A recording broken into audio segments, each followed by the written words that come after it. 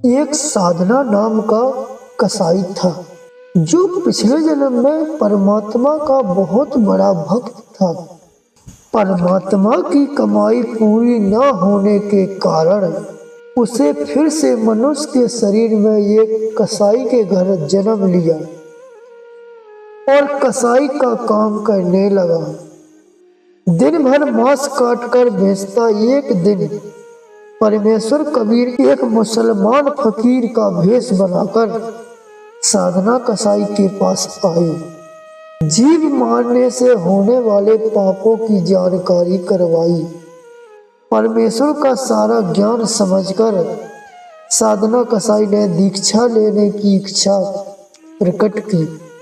परमेश्वर ने कहा कि पहले यह मांस काटने का कार्य छोड़ना होगा।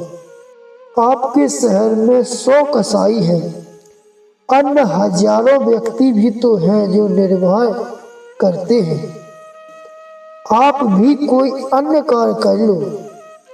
पर साधना कसाई उसके लिए तैयार नहीं हुआ और कहा, महात्मा जी, यह हमारा पारिवारिक धंधा है, मुझे इसके अलावा दूसरा कुछ नहीं आता।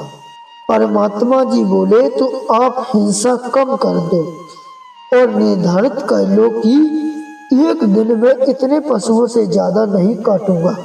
साधना कसाई इस बात पर मान गया और महात्मा जी से कहा कि मैं 100 पशुओं से अधिक एक दिन में नहीं काटूंगा, चाहे कुछ भी हो जाए। पर असली परीक्षा तो साधना की अब होगी। सदन कसाई का कुछ समय तो ठीक से तरह से चलता रहा, पर एक दिन नगर में कई विवाह थे। नवाब के लड़के की भी शादी थी। उस दिन सदन ने 100 बकरे काटे और परमेश्वर का धन्यवाद किया और अपने सभी औजार धोकर साफ करके रख दिए। बात कुछ बीती ही थी कि बादशाह के कुछ सिपाही आए और बादशाह के लिए बकरे की मांग की। सदन कसाई घबरा गया। एक तरफ बादशाह का हुक्म और दूसरी तरफ अपना वचन, खंड होने का भय। उसके दिमाग में एक विचार आया कि क्यों ना बकरे की गर्दन पर चीरा लगाकर भेज दूं, मेरा वचन भी रह जाएगा और बादशाह का हुक्म भी। ऐसा विचार कर सदना कसाई चाकू लाया। जैसे ही बकरे की तरफ चला, उसी समय परमात्मा ने बकरे को बुद्धि प्रदान की, तत्व ज्ञान की रोशनी कर दी, जिससे बकरा बोलने लगा और कहा, हे सदन कसाई, यह सब नहीं भाई, तुम मेरी गर्दन भले ही काट लो पर नया कृत्य मत करो।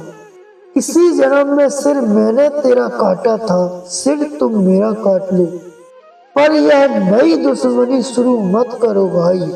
सदन कसाई के हाथ से चाकू छूट गया और थर थर कांपने लगा और बेहोश होकर जमीन पर गिर गया।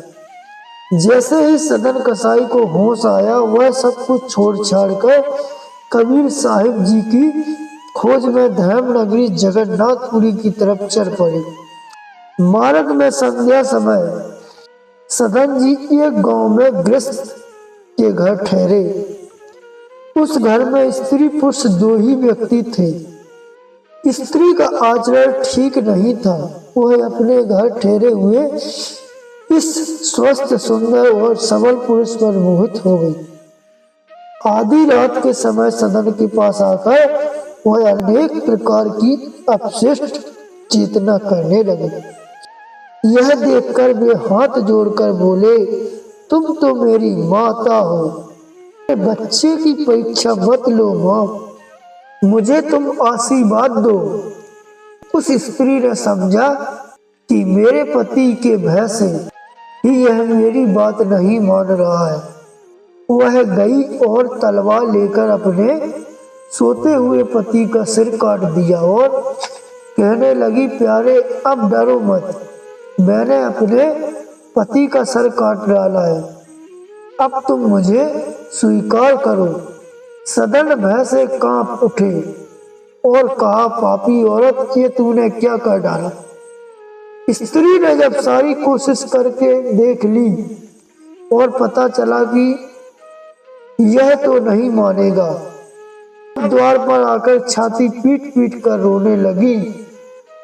लोग उसका रुदन सुनकर एकत्र हो गए। उस दुष्ट औरत ने रोते चिल्लाते हुए कहा, इस यात्री ने मेरे पति को मार डाला है और यह मेरे साथ बलात्कार करना चाहता था। लोगों ने सदन कसाई को खूब भला बुरा कहा और उसे राजा के दरबार में पेश किया। कसाई बिना कोई सफाई दिए बस चुपचाप अपने प्रभु की लीला देख रहे थे। अतः अपराध न करने पर भी अपराध स्वीकार कर लिया। राजा की आज्ञा से सदन के दोनों हाथ काट दिए गए। फिर भी सदन के मन में परमात्मा के प्रति तनिक भी रोष नहीं आया और उसे भी मालिक की मर्जी मानते हुए उनको याद करते हुए फिर से जगन्नाथपुरी को चल पड़े। सदन जी कुछ ही दूर चले थे कि कबीर साहब जी प्रकट हो गए। सदन ने उनको देख हाथ जोड़ने के लिए जैसे ही भुजाएं उठाई, उनके दोनों हाथ पूर्ववत ठीक हो गए। सदन जी उनके चरणों में गिर गए। तब परमात्मा कबीर साहब ने उसे उठाते हुए बताया कि पिछले जन्म में तुम काशी में सदाचारी विद्वान ब्राह्मण थे। एक दिन एक गाय कसाई के घेरे से भागी जा रही थी। यह जानते हुए भी कसाई उसके साथ क्या करेगा, तुमने गाय के गले में दोनों हाथ डालकर उसे भागने से रोक लिया। वही गाय वह स्त्री थी और कसाई उसका पति था। पूर्व जन्म का बदला लेने के लिए उसने उसका गला काटा और गाय को पकड़ने के लिए तुम्हारे हाथ राजा द्वारा दिए गए दंड से तुम्हारे पाप का नाश हो गया। शिक्षा, चाहे हमारा वर्तमान जीवन कितना भी विकट या कठिन क्यों ना हो, सच्ची भक्ति और ईश्वर के प्रति समर्पण से मोक्ष प्राप्त किया जा सकता है।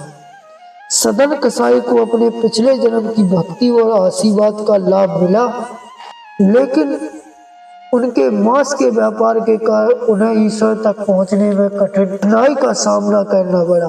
कबीर जैसे महान संतों ने उन्हें यह दिखाया कि सच्ची दीक्षा और ईश्वर का मार्ग शुद्ध आचरण से भी संभव है। जीवन में आध्यात्मिक मार्ग की ओर बढ़ने के लिए हमें अपने कर्मों को शुद्ध करना होगा और सच्चे दिल से भगवान की शरण में जाना होगा।